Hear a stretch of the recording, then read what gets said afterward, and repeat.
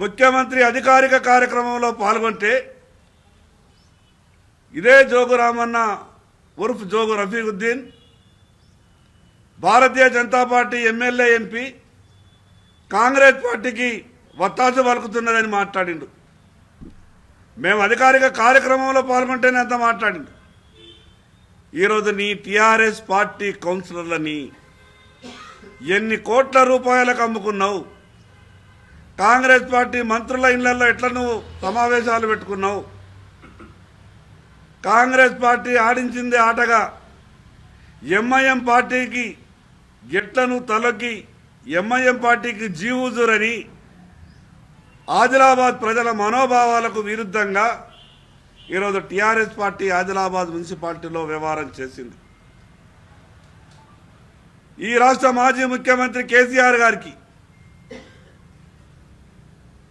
కేటీఆర్ గారికి, హరీష్ రావు గారికి నేను ఆదిలాబాద్ ప్రజల తరఫున సూటిగా ప్రశ్న అడగదలుచుకున్నా. ఈ తెలంగాణ రాష్ట్రంలో టీఆర్ఎస్ పార్టీ ప్రధాన ప్రతిపక్ష పార్టీ అని చెప్తారు కదా, అసెంబ్లీలో కాంగ్రెస్ పార్టీని నిర్వహించేటటువంటి బాధ్యత మాదే అని గొప్పగా మాట్లాడతారు కదా. ఈరోజు మీ పార్టీ జిల్లా అధ్యక్షుడు, మీ మాజీ ఎమ్మెల్యే జోగు రామన్న ఉర్ఫ్ రఫీకుద్దీన్ చేసిన పాపాలు మీ దగ్గర ఏమన్నా